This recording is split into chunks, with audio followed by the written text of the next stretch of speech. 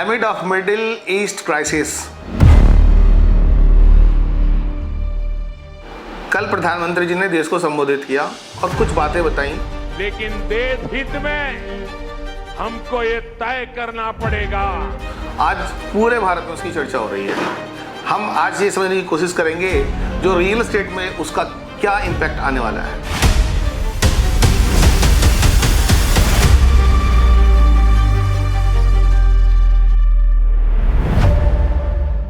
मोदी जी ने कुछ चीज़ें बताई जो लोगों को समझनी चाहिए। एक तो डीजल और पेट्रोल को कम से कम यूज़ करना, पब्लिक ट्रांसपोर्टेशन की तरफ जाना, लोगों को कारपूल के लिए उन्होंने कहा, लोगों को ये कहा जो अब 1 साल के लिए गोल्ड ही खरीदो। इसके अलावा उन्होंने कहा जो बेसिकली फॉरेन ट्रिप्स बंद करो, स्वदेशी अपनाओ, इंटरनेशनल ब्रांड को ड्रॉप करो। इसके अलावा वर्क फ्रॉम होम पे जोड़ दिया, उन्होंने प्राइवेटाइज करने की कोशिश करी जो वर्क फ्रॉम होम लोग करें। और साथ ही साथ उन्होंने ये भी कहा जो फर्टिलाइजर का हम यूज़ कर रहे हैं उसके बदले में नेचुरल तरीके से खेती करें।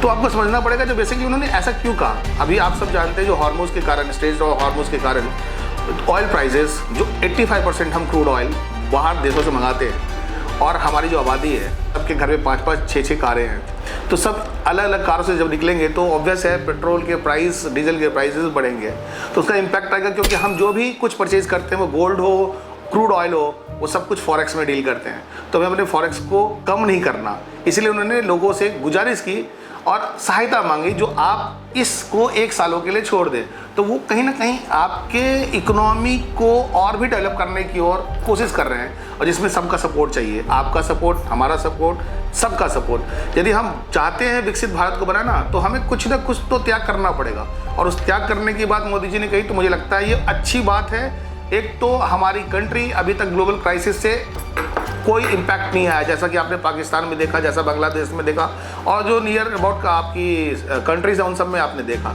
लेकिन हमारे देश में ऐसी कोई इस तरह का कोई इम्पैक्ट नहीं आया। खैर, बात तो ये रही जो आने वाले समय में इससे जीडीपी पे और हमारे रियल एस्टेट को कैसे इम्पैक्ट आएगा। आपको पता ही है भारत में टोटल जो हमारी जीडीपी में रियल एस्टेट का कंट्रीब्यूशन है वो 7.3% के आसपास है, जो कि मेरा मानना है और जो गवर्नमेंट कह रही है जो आने वाले 2030 तक तकरीबन ये 12 से 13% का ग्रोथ आएगा। और जैसे आज मैं बात करूँ यूपी में जो कंट्रीब्यूशन है रियल एस्टेट का वो 12% के आसपास है, जो 2030 तक कहीं ना कहीं मुझे लगती है 16 से लेकर के 18 या 19% का स्टेक होगा रियल एस्टेट का।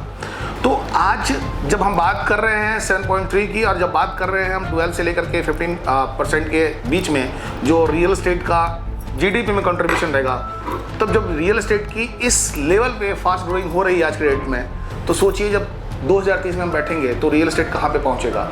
तो आप रियल एस्टेट एक ऐसा मार्केट है जो बहुत तेज़ी से उभरता हुआ सेगमेंट है। उसके पीछे है अर्बनाइजेशन, उसके पीछे है ज्योग्राफिकल चेंजेस, उसके पीछे है न्यू जॉब अपॉर्चुनिटी, और उसके पीछे है जो रियल एस्टेट की सब्सिडीज कंपनीज हैं जैसे कि सीमेंट, स्टील, लोहा, पेंट, ये सब का कारोबार बढ़ रहा है। इन सब में भी रियल एस्टेट के इम्पैक्ट से जॉब क्रिएशन होगा। तो आने वाले समय में आपको दिखेगा जो बेसिकली ये सारी कंपनीज में जॉब क्रिएशन होगी, जब अर्बनाइजेशन बढ़ेगा, जब जो ज्योग्राफिकल चेंजेस आएंगे, गाँव शहर की ओर बढ़ेगा, गाँव में भी डेवलपमेंट शहर की तरह होगी, तो सही तरीके से भारत विकसित की ओर होगा। तो ये जो सजेशन दिया है मोदी जी ने वो मेरा मानना है सबको एक्सेप्ट करना चाहिए, अडॉप्ट करना चाहिए। और 1 साल यदि फॉरेन ट्रिप नहीं करेंगे तो ऐसा कुछ हो भी नहीं जाएगा। आपके भारत में बहुत सारी ऐसी डेस्टिनेशन है जहाँ पे आपको एक्सप्लोर करना चाहिए, देखना चाहिए, समझना चाहिए। विविधताओं भरा देश है भारत, और हर एक, हम तो ऐसा कहते हैं जो हर एक 10 किलोमीटर में लैंग्वेज भी चेंज होती है हमारी। तो कोशिश कीजिए जो भारत में ही घूमिए और अपने पैसे को रियल एस्टेट इंडस्ट्रीज में लगाइए। आपको पता ही है जो रियल एस्टेट इंडस्ट्रीज में गौतम बुद्ध नगर में बहुत सारे चेंजेस देखने को मिले हैं। ट्रांसपोर्टेशन को लेकर के यदि हम बात करें तो अभी रिसेंटली गंगा एक्सप्रेसवे स्टार्ट हुआ जो मेरठ से होकर के प्रयागराज की ओर जा रहा है। और साथ ही साथ एक और अच्छी बात है जो ग्रेटर नोएडा में अल्फा कमर्शियल मार्केट से होते हुए गंगा एक्सप्रेसवे को जोड़ने के लिए एक 37 किलोमीटर का पैच भी बन रहा है। इसके अलावा जो एलिवेटेड रोड बनी थी कालिंदी कुल से होते हुए चाईफाई होते हुए यमुना एक्सप्रेसवे को कनेक्ट करने जा रही थी, वो रोड भी अब आपको परी चौक तक आ रही है। तो ये चेंजेस हुए हैं। साथ एक गुड़गांव से रैपिड रेल का कनेक्टिविटी बनने जा रही है जो फरीदाबाद होते हुए आएगी सूरजपुर तक। तो ये सारे चेंजेस डेवलपमेंट के प्रोसेस हैं जो इस शहर को और भी विकसित करेगा। तो मैं चाहूँगा गोल्ड ना बाई करके आप रियल एस्टेट में पैसे लगाएं और अपने पैसे को अप्रिशिएट करें। Thanks for watching YouTube channel. मैं आपका दोस्त और होस्ट अगले वीडियो में आपका फिर से इंतजार करूँगा। धन्यवाद।